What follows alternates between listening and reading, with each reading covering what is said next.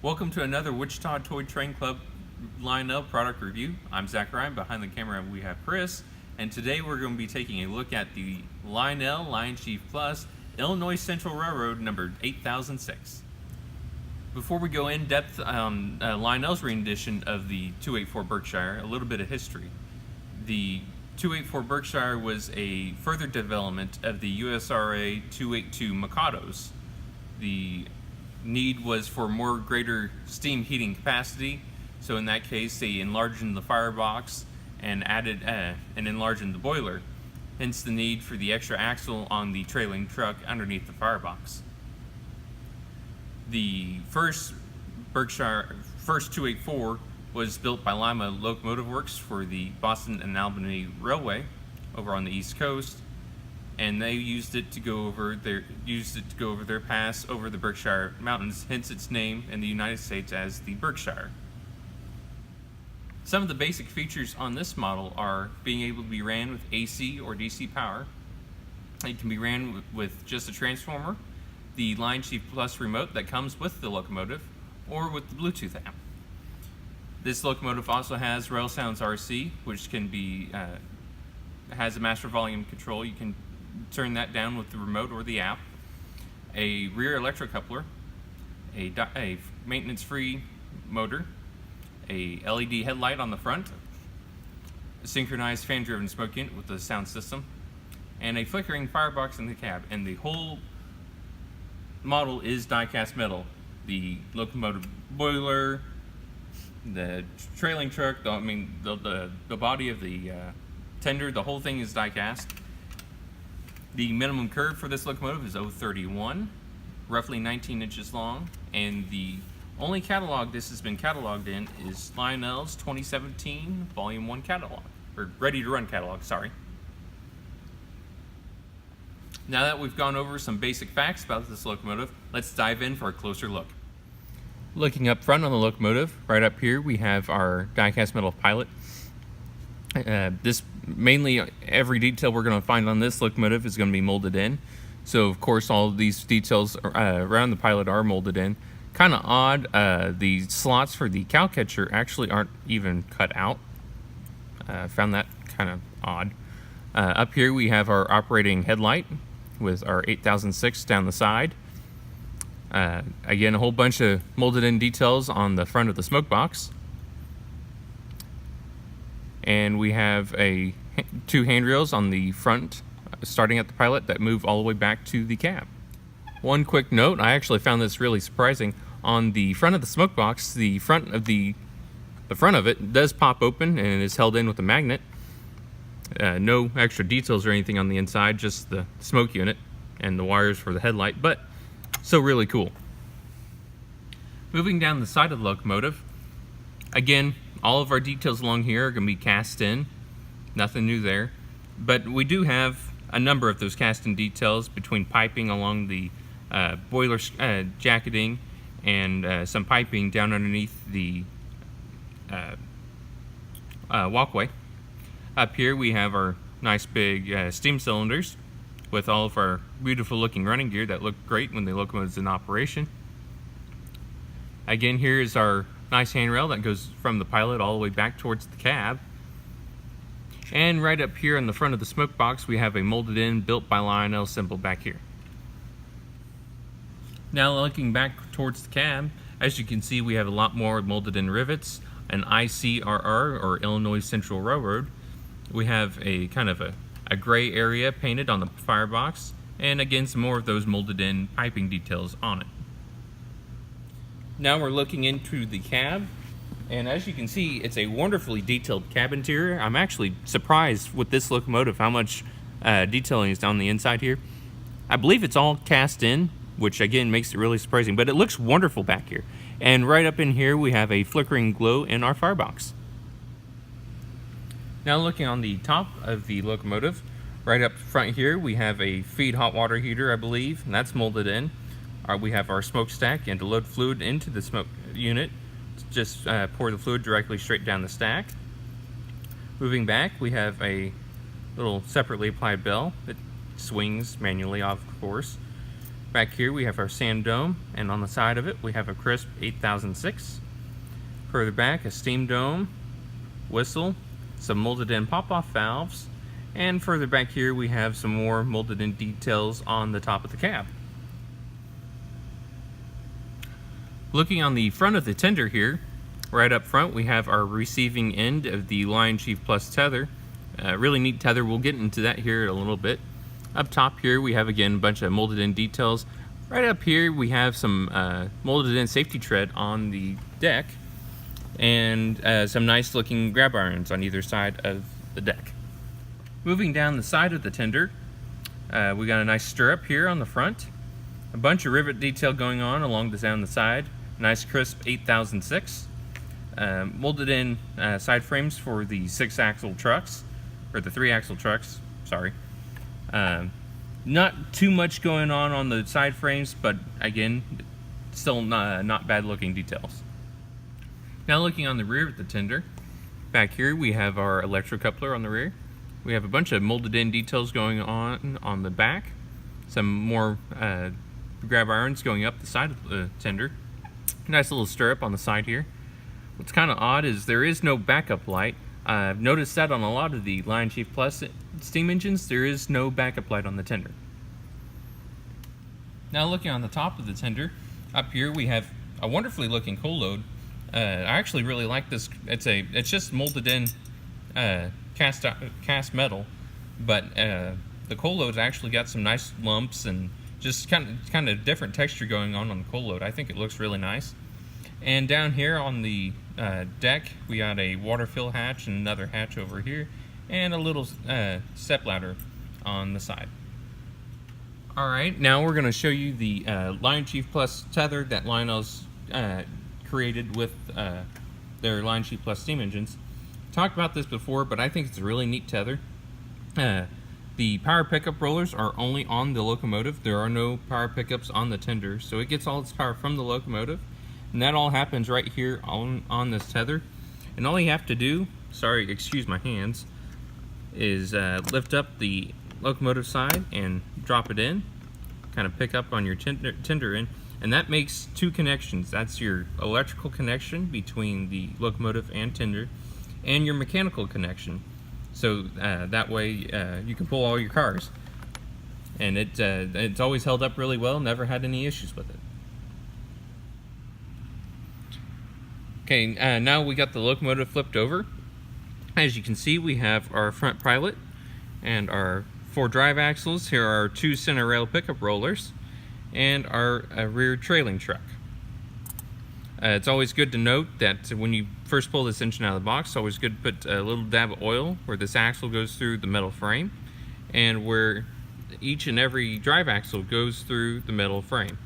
The same thing back here on the trailing truck, where these needlepoint axles go into their plastic bushings, or usually it's plastic. It almost looks like that's actually metal. And then also on the drive rod, it's always a good idea to put in between the side rod and the bolts on the outside. On the back towards the cab, kind of underneath this trailing truck, is our switches. These are upside down for you, but over here we have our smoke on-off switch, our sounds on-off switch, and up top we have our switch between our remote and transformer. Now we moved on to the tender, and right here in the middle we have our speaker for the sound system. Back here we have some FCC labeling. As you can see, there are no center rail pickup rollers. Like I said, it gets all its power from the Locomotive. And as always with the Locomotive, just like the Locomotive, you want to put a little drop of oil right where that needlepoint axle goes into each of the 12 bushings. I can't count. 6 on each truck. Alright, now we got power to the track, and we're ready to start her up. As always, with these LionChief Plus engines, it's got that wonderful chirping sound and a flickering headlight, meaning it's looking for a signal. Go ahead and turn the remote on, and it starts right up. We'll listen to our sounds. There's the whistle, bell, and our crew talk. This is the operator. Please hold at your location. Roger. Standing by.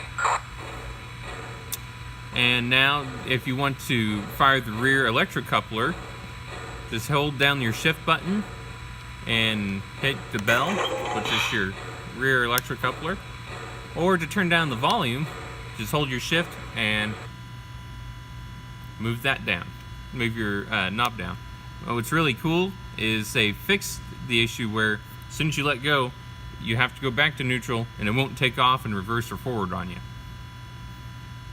And turn it back up. We can hold that down and turn it all the way back up. Now we have to go back to neutral and it stays. Alright, now we're going to go through how to use the LionChief Plus app. So we'll go ahead and open the app on our iPad.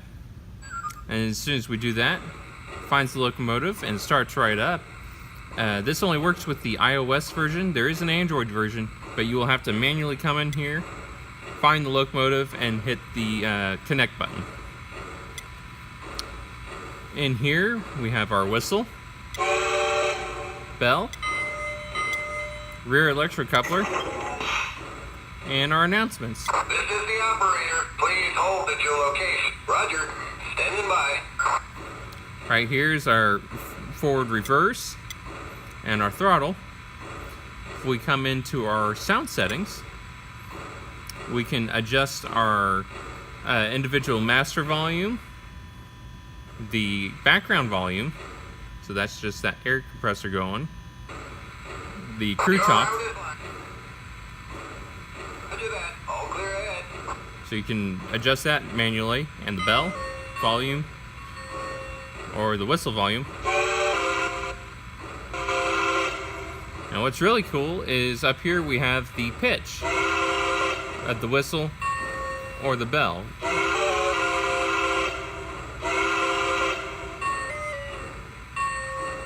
Kind of have to go to a spot and press it. If you move it up and down, it sounds like a weird musical instrument or something, but we can turn that whistle down.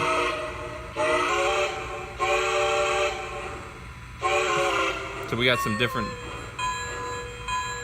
pitches going on. And in here in settings, we have a speed limit. So if you give this to a youngster, you can kind of set a speed limit and won't go above that speed setting.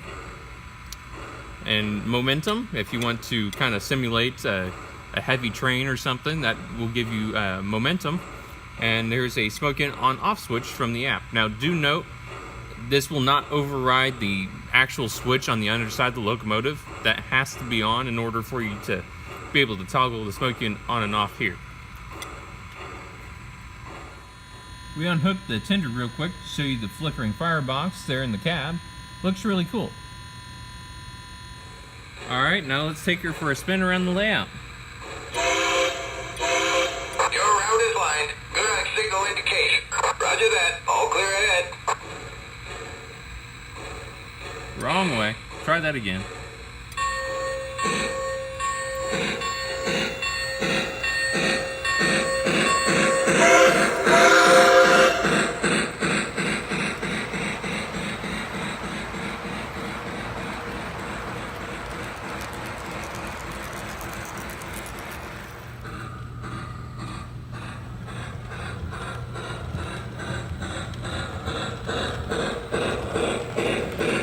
Dispatcher, train is outbound.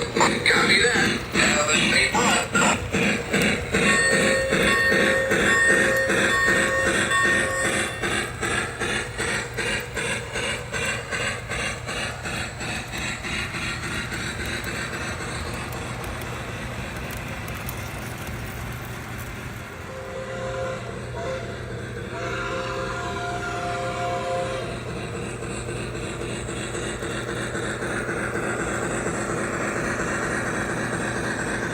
Are we clear through the diamond? Clear through my limits.